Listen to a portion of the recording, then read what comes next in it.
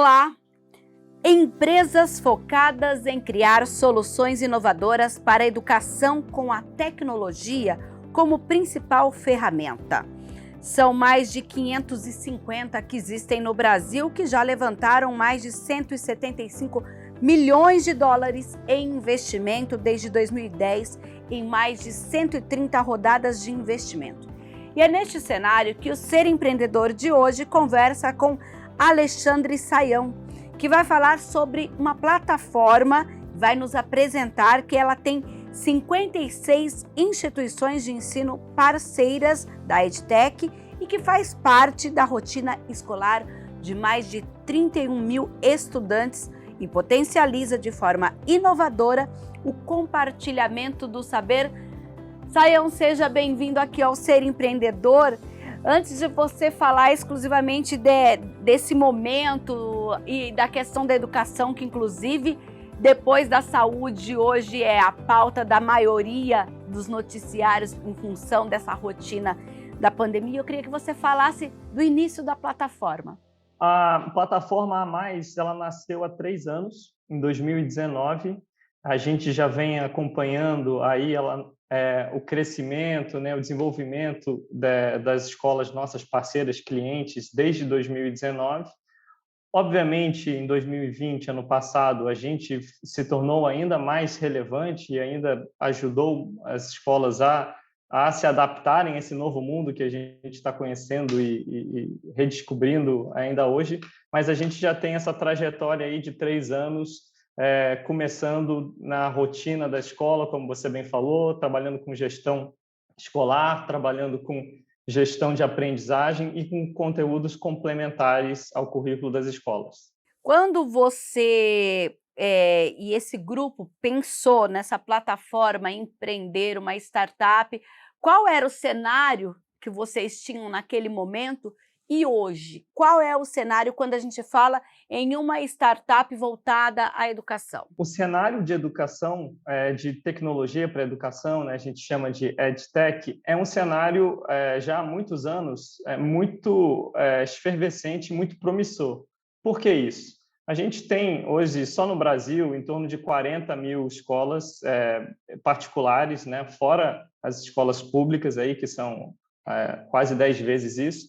E nesse cenário, cada escola aí Brasil afora tem muitas necessidades específicas. Vou citar algumas aqui como exemplo, né? Então, como que você gera boletim para os seus alunos de forma consistente, coerente? Como você emite boleto para os seus pais e envia esses boletos também de forma consistente? Como que você envia conteúdos online, videoaulas, os alunos acessam, centralizam?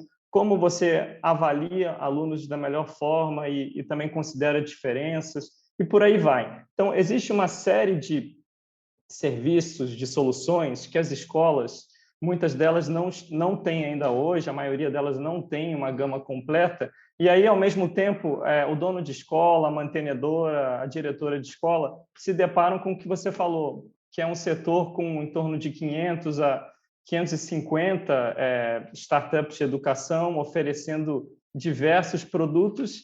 E aí é como quem nunca foi numa sorveteria, né, e se deparou ali com 30, 40 sabores e falou, caramba, e agora? Eu pego esse chocolate aqui, pego o pistache, você fica querendo um monte, você não sabe nem por onde começar. Então, é daí que nasce, Mirna, a ideia da plataforma A+. É uma solução digital para as escolas, integradora, né, em que o diretor consiga, em vez de ter que lidar com 10 ou 15 fornecedores com um só, né, no caso a gente, plataforma A+, e que consiga concentrar e complementar toda a metodologia pedagógica, todo o currículo dela, respeitando o legado, respeitando a particularidade de cada escola, mas complementando, enriquecendo e diversificando soluções tecnológicas e conteúdos. Sayão, você mencionou que, inclusive, a pandemia em 2020 deu um boom, né, em grande parte das empresas de tecnologia e principalmente na questão da educação, que virou praticamente o único meio de acesso dos alunos à educação nas suas respectivas escolas. Do ponto de vista do negócio, o que aconteceu com a plataforma A+? O momento obviamente, né, um passo atrás, a gente vive, por causa da pandemia do Covid, a gente vive uma revolução, uma transformação na educação, né? Como você falou, todas as escolas se viram do dia para a noite tendo que se reinventar, tendo que se adaptar, levar o ensino presencial tradicional para o online ou para o ensino híbrido, como se chama. E isso, obviamente, se tornou um desafio repentino e é um desafio até hoje. Para o A Mais, a gente, talvez aí por um trabalho já desde que já tinha começado há um ano antes, um pouco mais de um ano antes, pela nossa visão já de levar uma plataforma integrada, integrando conteúdos, ferramentas para os alunos e tal, a gente se viu numa posição de conseguir atender e apoiar as escolas muito rapidamente, de forma muito rápida. Então, eu posso me orgulhar aí de dizer que a gente conseguiu fazer uma virada praticamente em 48 horas, em 2 dias, ajudando as nossas escolas, clientes, parceiras, a levarem aí tarefas de casa, videoaulas, sejam gravadas, seja ao vivo, que a gente chama de síncronas, avaliações, né, conteúdos complementares para o online, de uma forma organizada, em que os alunos não se perdessem com diferentes sites, diferentes logins, né, os professores também. E isso, obviamente, resultou numa repercussão e numa avaliação muito positiva das escolas. Então, a gente tem, dentro de um cenário, né, tão desafiador e tão dramático, a gente conseguiu amenizar um pouco essa situação difícil das escolas, foi quase que virando uma chavinha e levando, não é a mesma coisa, não é 100% a mesma coisa, aula online para presencial, mas a gente levando muito daquilo, da experiência que o aluno tem dentro da sala de aula para o online, né? Aproximando alunos e professores. Inicialmente, vocês fizeram um investimento de 30 milhões de reais no negócio. E com certeza, em 2019, vocês tinham aquela prospecção de clientes. Com esse boom de 2020, dá para a gente pensar nesse cenário, olha, a plataforma tinha X clientes e com a pandemia ela triplicou.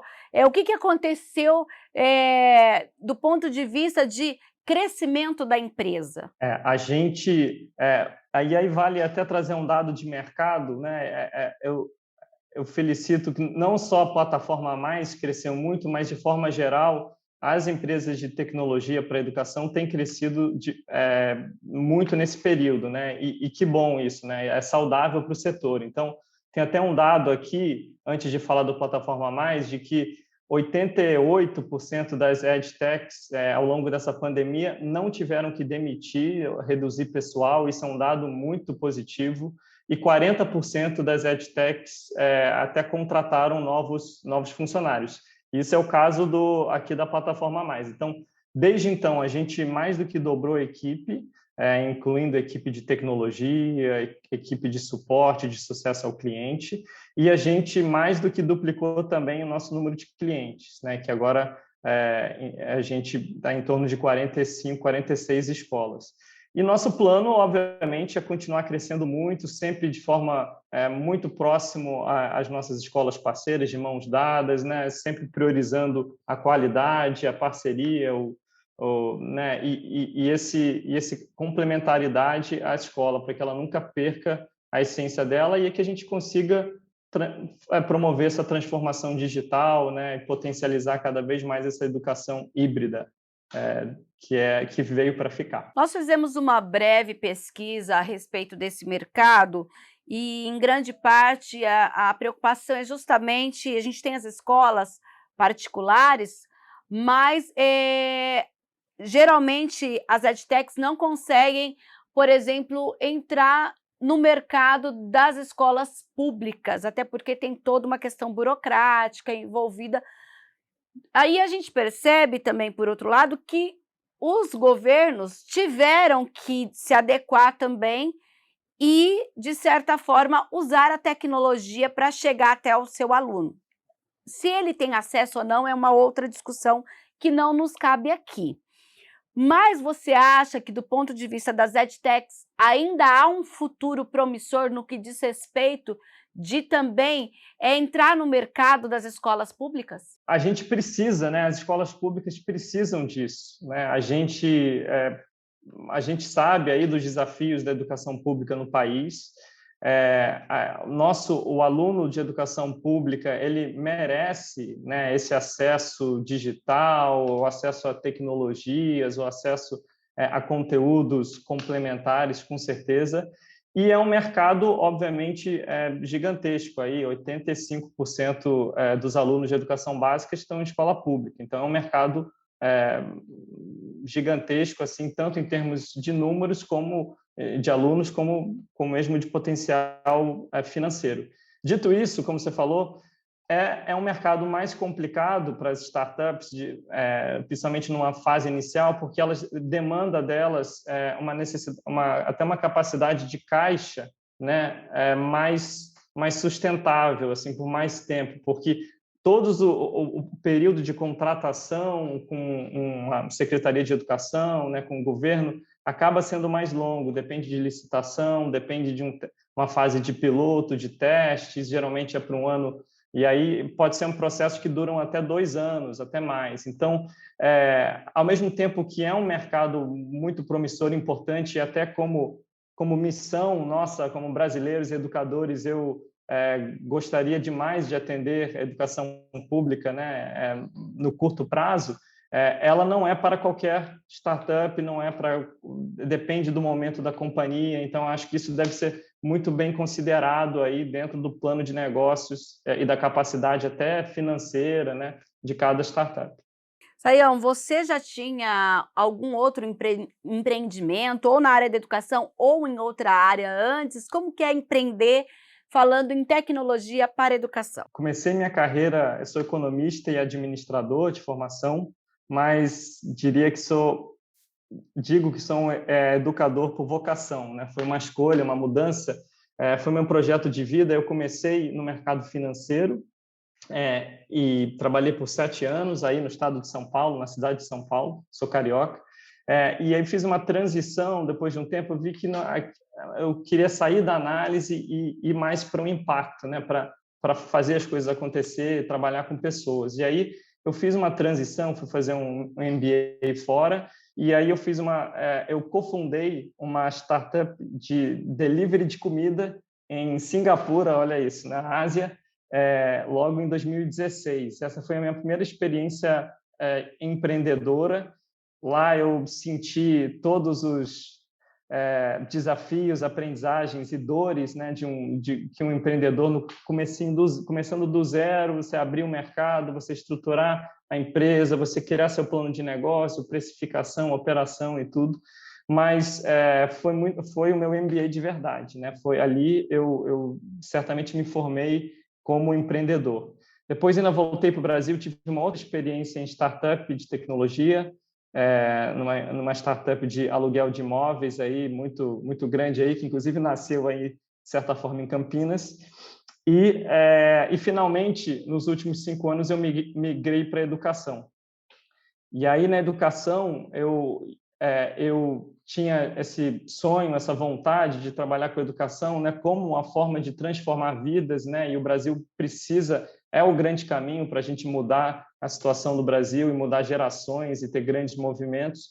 E depois de passar por uma experiência como coordenador pedagógico numa escola aí também na região metropolitana de São Paulo, né, vendo as dores e necessidades de uma escola, as dificuldades, as facilidades, as demandas verdadeiras de uma escola, é que eu me encontrei nessa interseção aí de tecnologia e empreendedorismo com educação, exatamente nessa interseção que eu estou hoje, né, no A Mais. Então, como responsável pela plataforma A Mais, trazendo aí essa minha experiência de empreendedorismo e de tecnologia, mas tendo vivido já algumas experiências em educação, inclusive no chão de escola, né? Então isso me habilita e muitas pessoas do time também vêm de escola a saber exatamente quais são as dores, quais são as necessidades, como lidar e como conversar com a escola na linguagem de uma escola, de um diretor e de um coordenador de uma escola. Em que escala vocês estão hoje, Sayão? a gente está numa escala de franco crescimento. Se eu posso dizer aqui, a gente está só no comecinho, né? A gente tem aquela famosa frase aí muito repetida, Jorge Paulo Lema, né? De que sonhar pequeno dá o mesmo trabalho de sonhar grande, então a gente sonha grande logo que vai de uma vez só. A gente almeja aí, obviamente, estar numa uma parcela muito maior do que os nossos 36 clientes hoje, escolas hoje, e aí você pode multiplicar por algumas vezes isso. Então, a gente tem um plano de crescimento muito ambicioso, mas eu tenho certeza, eu tenho certeza que chegaremos lá. Temos equipe certa, temos a visão certa, temos clientes certos nos dando feedback e tal. A gente tem, assim, essas rodadas que as edtechs participam. Eu queria que você falasse desse movimento ou não. Foi aquele investimento inicial, e aí vocês ainda estão trabalhando com aquele investimento inicial? Sim, não, ainda com investimento inicial. Com investimento inicial. Não tivemos uma outra rodada de investimento, não. Tá certo. Vamos falar um pouquinho, então, agora meu tempo está acabando. Você falou que vocês estão, pensam aí hoje, olha, a gente, de acordo com as informações que eu tenho, 26 cidades do país. Até o final de 2021, dá para a gente fazer uma previsão para mais? Tá sim, Mirna.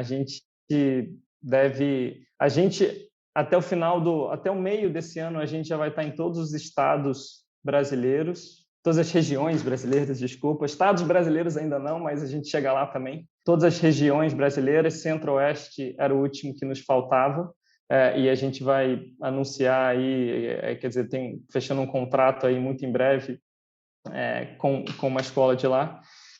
E a gente tem aí para 2021, para 2022 aí um plano que é sempre de multiplicar por 2, por 3, cada ano, não é marginal, assim, nossos incrementos são saltos mesmo, assim, e a gente vai chegar lá, com certeza. Alexandre, eu agradeço a sua participação. Hoje a gente está estreando aqui num novo cenário, você é o debutante aqui conosco desse novo cenário, e a gente espera que a gente ainda possa voltar a conversar falando aí de uma nova escalada da Plataforma Mais. Tá, joia, eu estou disponível aí a qualquer momento, pode me convidar aí, um grande prazer aí e honra ter estreado um novo cenário aqui do Ser Empreendedor. Tá certo, então, olha, e a gente vai para um breve intervalo, já já a gente continua falando de educação com o autor de um livro que fala muito sobre sua experiência e dá dicas para você que quer empreender. Até já!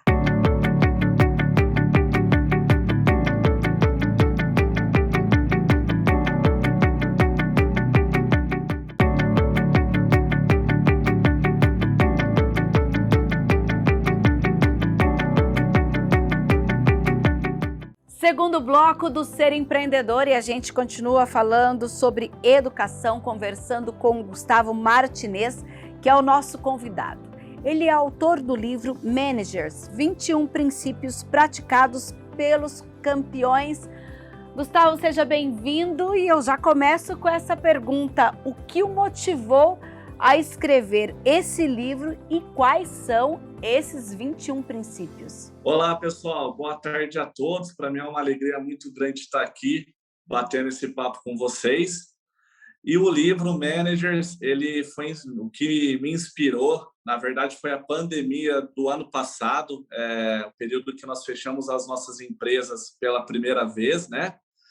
E eu sou empreendedor do ramo de educação. Eu fundei a Newcastle Idiomas, que é uma empresa do ramo de idioma inglês que atua em toda a região de Campinas. E eu sempre fui da área comercial. Então, quem trabalha na área comercial através de prospecção de clientes, que é a formação da minha base ali, da veia do empreendedorismo, são pessoas que têm que lidar com a crise todos os dias, porque nós ouvimos não todos os dias. E mesmo com a quantidade de nãos, nós temos que sempre continuar buscando sim. Então, o livro, a inspiração veio do período que assustou todo mundo, e nós da área da economia, né, de saber lidar com essa crise. Então, é um manual.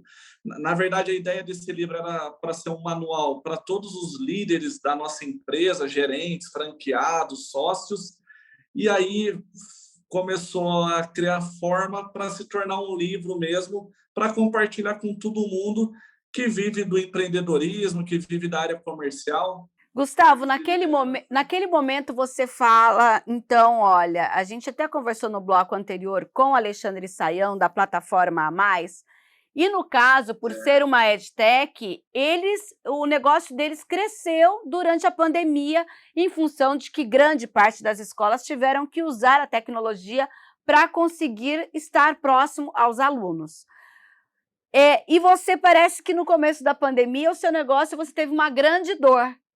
Nesse momento, saindo um pouquinho do livro, vocês tiveram também que se adaptar à tecnologia para, de certa forma, resolver o problema do seu negócio e o problema do seu cliente? Sim, na verdade é o seguinte, a Newcastle, nós havíamos lançado a nossa plataforma online, que é exclusiva para os nossos alunos, onde nós oferecemos aulas de inglês ao vivo e tem mais de 100 videoaulas gravadas. E nós lançamos em janeiro do ano passado. Sem pensar em pandemia, era um nicho ali tímido, digamos assim. Sim, inclusive tem até um capítulo do meu livro que eu falo que o início dele fala sobre inovação, que é toda empresa estar se inovando. Então, quando veio a pandemia, porque nós não imaginávamos que a pandemia iria ter essa dimensão, a aceitação dos alunos da Newcastle foi muito legal, porque fechou a escola no dia seguinte, a gente já estava oferecendo 70 horas de aulas ao vivo na semana e mais de 100 videoaulas gravadas. Então, nessa parte, a gente estava um passo à frente, mas em questão de ter que fechar o negócio, o medo, né, o noticiário, assim, na nossa equipe, nos nossos colaboradores, isso foi um desafio muito grande, né? Você continuar tendo a fé de acreditar que o seu negócio tem que progredir num cenário de crise, mas ao mesmo tempo está nesse cenário de medo, né? Muitas pessoas estarem com medo de sair de casa por causa da pandemia, né? Então, aí sim a gente teve que saber lidar, ter a mentalidade para continuar trabalhando ali na direção correta, né? Você falou em inovação, mas tem aqui algumas outras questões. Olha, mentalidade, seja o exemplo, transformação, aprendizagem, vendas e finanças. Tudo isso teve que mudar e, com a sua dor, você dá essas dicas para o leitor? Sim, na verdade, assim, a minha trajetória, desde o início, como eu falei, eu iniciei como vendedor de curso de inglês por prospecção, né? Trabalhei 6 anos numa grande rede, que eu entrei como vendedor, saí de lá como um gerente regional da área comercial e para iniciar com a Newcastle, né? E é o que eu sempre falo, acredito que para você ser um grande líder, para você ser um empreendedor, nós temos que ser um aprendedor. Então, além da gente ter que passar para frente, compartilhar todo o conhecimento adquirido na nossa trajetória, na prática, pegar todo o conteúdo teórico e transformar ele em prática, você sempre tem que estar atento ao mercado, sempre tem que estar atento ao que o teu time está falando, o que os seus clientes estão falando, para você continuar desenvolvendo, né? E aí, no livro, a gente trabalha com uma linguagem bem simples, mas todo esse conteúdo que a gente vive na prática, que fez a Newcastle ser a escola de inglês que mais cresceu aqui na região de Campinas, que mais o ano passado, o ano da pandemia, nós inauguramos 7 novas escolas aqui na região, aumentamos a nossa matriz, inauguramos escolas no Shopping Dom Pedro, Shopping Bandeira, Sumaré, Hortolândia, Indaiatuba, toda a região aqui, Sorocaba. Você está falando em inauguração de escola, e quem está em casa, geralmente a gente pensa naquela unidade física. Olha, a gente está num período em que grande parte desse momento de pandemia, muitos desses locais ficaram fechados por não serem serviços essenciais. Independente disso, esse físico, essa unidade física, ela conseguiu se conectar. E como vocês conseguiram vender isso para quem está em casa? Então, devido à pandemia, a Newcastle hoje, nós estamos trabalhando com as nossas aulas 100% online, né? Tivemos que adaptar, então, criando uma grande quantidade de horários para os alunos e tudo mais, sempre estar atualizando o produto. Todo produto que é lançado no físico, a gente também adapta ele no online. Só que o que eu percebi? O online, para todo o ramo de educação, ele veio para ficar. O online ele nunca mais vai deixar de existir. Só que tem muitas pessoas que gostam do físico, do presencial, de estar no ambiente, de fazer um network, amizade, de estar naquela estrutura física, né? Claro que nesse momento nós não estamos atendendo, mas a gente acredita muito que vai normalizar isso daí, né? Quando normalizar, o pessoal não vai ter medo de fazer o físico, né? E você disse algo importante aí, essa questão da tecnologia e do físico, né? Hoje, o empreendedor, principalmente, vamos falar aqui, fazer esse recorte na educação, ele precisa estar preparado para oferecer essas modalidades, não só investir, olha, eu vou melhorar a minha unidade, mas eu vou esquecer, vou deixar lá só a aula gravada, não. Ou quem faz aula online quer ter essa interação com o professor, com outro aluno. Qual é o pensamento hoje de um empreendedor na área de educação quando a gente fala dessas duas possibilidades? Então, na verdade, eu acredito que todo empreendedor, em todas as áreas, tem que ter sempre o foco no cliente. Então, a gente trazendo aqui para a educação, eu acho que em qualquer ramo da educação não pode ser aquela coisa pesada para o aluno. O aluno ele tem que se sentir o tempo todo motivado a frequentar o teu curso. Por exemplo, no caso da Newcastle, nós trabalhamos com público adulto. Então, nós não trabalhamos com crianças, de 15 anos para cima. Então, para um adulto que é um chefe de família, que trabalhou o dia inteiro, alguns trabalham durante o dia e fazem faculdade à noite, para ele encaixar a Newcastle na agenda dele, tem que ser algo que estimule ele. Então, além de ele aprender, mas com prazer, estando num ambiente agradável, entendendo os profissionais entenderem qual que é a necessidade daquele aluno, ter um feeling para trabalhar com aquilo, com os objetivos do aluno, né? Para o aluno sentir que ele está buscando uma meta e essa meta vai ser alcançada. Entregar o resultado, né? Entregar mais do que você vendeu para ele. Gustavo, você disse no início da entrevista que o livro você fez ali para o pessoal da sua empresa e que não imaginava que ia ter esse desdobramento. Antes da gente começar, a gente até bateu um papo, ele falou, olha, já está disponível no Kindle e tal. Me fala um pouquinho desse momento em que você percebeu que o livro que você escreveu não era só algo interno, não era só uma comunicação interna. Então, na verdade, quando esse livro ele foi feito, eu entreguei ele de presente para alguns amigos e para todos os colaboradores de todas as unidades da nossa empresa, né? E aí eu vi que ele começou a chegar alguns influenciadores digitais, algumas celebridades começaram a recomendar o livro nas mídias sociais. Então, o livro me conectou com o Oscar Schmidt, por exemplo, que a gente está até agora fazendo uma parceria de estar linkando ele na nossa escola, né? E como um parceiro da marca e tudo mais. E aí eu vi que as pessoas que começaram a ler começaram a procurar sobre o livro, não estavam encontrando, porque inicialmente estava tudo interno aqui, e aí algumas livrarias começaram a me procurar, né? Então, na verdade, o livro ele foi mais um hobby, vamos colocar assim, para compartilhar conhecimento, e aí ele foi naturalmente, até sem pretensão, ele foi criando um corpo mais profissional, né? De algumas pessoas lerem o livro e gostarem e começarem a recomendar. Então, fiquei muito feliz com essa aceitação, né? Com as amizades que eu fiz através desse livro. E a ideia até, quem sabe, é escrever um segundo livro com esse foco no empreendedorismo, que é o que eu vivo aí há 17 anos, e trabalhando 10, 12 horas por dia, mas com motivação, porque é algo prazeroso aí na minha vida. Então, estou muito feliz aí com a aceitação desse livro. Mas trabalhando 10, 12 horas por dia, quando você encontra tempo para escrever um livro como este, já que você está falando até em um segundo?